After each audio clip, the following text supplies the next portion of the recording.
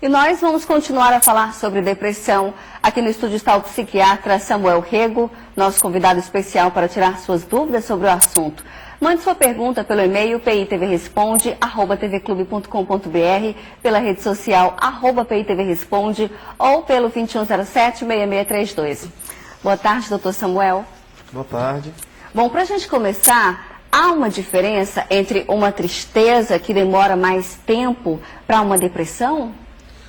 Bem, esse é um tema muito importante, né, que confunde bastante a cabeça das pessoas, diferenciar a tristeza da doença depressão.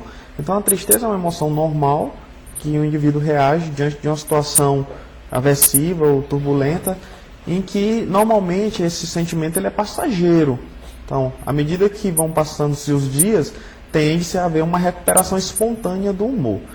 O que caracteriza a depressão é exatamente essa recuperação do humor não acontecer. Então, a pessoa que tem a predisposição para desenvolver a doença, ela entra num estado de tristeza e que esse estado tende a permanecer por um período superior a 15 dias.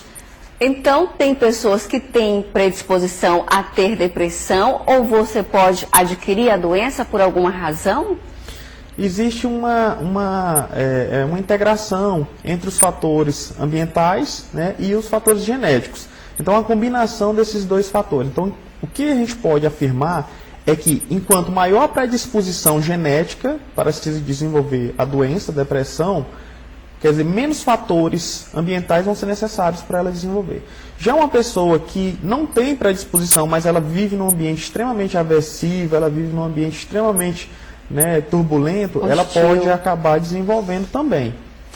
Vamos para as perguntas dos nossos telespectadores. A Ana Beatriz do Bela Vista, ela quer saber como prevenir a depressão.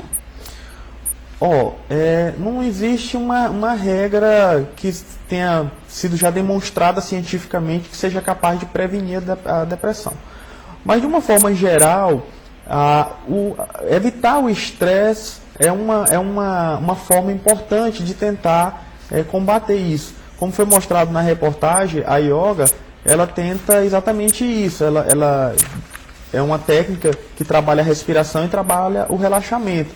Então, essas técnicas de relaxamento, elas fazem com que esse sistema endócrino de estresse ele seja desativado. E o estresse, ele é um fator importante, um fator ambiental importante no desencadeamento da depressão. A Sandra de Timon, ela quer saber se depressão durante a gravidez, quais os sintomas e como tratar? A depressão durante a gravidez, ela é idêntica à depressão que não ocorre durante a gravidez. A mãe, ela tem, no caso, a grávida, ela vai ter um rebaixamento do humor, que é a tristeza, ela perde a vontade, o interesse pelas suas atividades habituais. Normalmente nessa fase a gente espera que a mãe ela esteja bastante envolvida com o enxoval do bebê, então aquilo ali não motiva ela. Alterações do sono, alteração do apetite, então é um quadro idêntico. Agora existe o que se chama de depressão pós-parto, que é um quadro um pouco diferente. No caso da depressão pós-parto, é um quadro provocado pelas alterações abruptas hormonais, em que a mãe ela rejeita a criança, né, ela inclusive deve ser proibida de amamentar, porque ela pode inclusive ficar agressiva com a criança. Então, são dois quadros diferentes. Mas a depressão durante a gravidez é um quadro depressivo como outro qualquer. Nós temos aqui mais uma pergunta de Timon, da Aparecida. Ela pergunta se comer demais e sentir culpa depois pode ser sintoma de depressão. Não. No caso, a pessoa que come demais e se sente culpada é simplesmente pelo fato que ela sabe que a ingesta excessiva de alimento pode trazer prejuízo para a saúde dela. Obviamente que é normal uma pessoa que come muito se arrepender, sabendo que aquilo ali pode trazer consequências ruins para ela. Vamos aqui às perguntas dos nossos internautas. A Maria do Rosário, do Parque Colorado, ela diz que tem insônia e tremor no corpo. Ela pergunta se isso significa sintoma de depressão. Não necessariamente. A insônia ela tem várias causas, sendo que a depressão pode ser uma delas. Normalmente, a insônia da pessoa que tem depressão é a insônia terminal.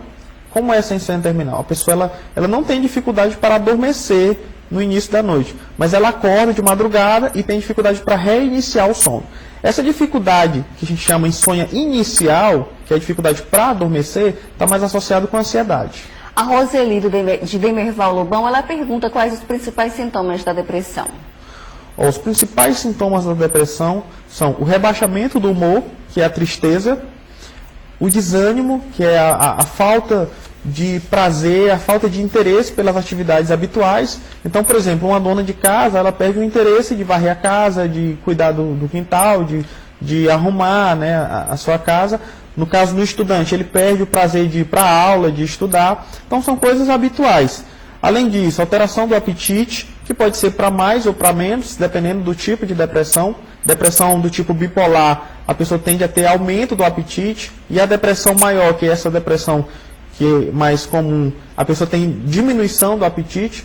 Ela pode ter insônia ou hipersônia, que é a sonolência excessiva, também dependendo do tipo de depressão. Sentimentos de culpas, choro fácil, pensamentos suicidas. Todos esses são sintomas de depressão. A Helena Moura, do bairro Pissarra, ela pergunta se há tratamento sem uso de medicamentos para combater a depressão. Então, sobre o tratamento. Existe sim. Inclusive, hoje existe um tratamento bem moderno, que é a estimulação magnética transcraniana, que é um tratamento feito com ondas eletromagnéticas que estimulam a liberação de neurotransmissores diretamente no córtex, sem haver necessidade da ingestão de medicamentos.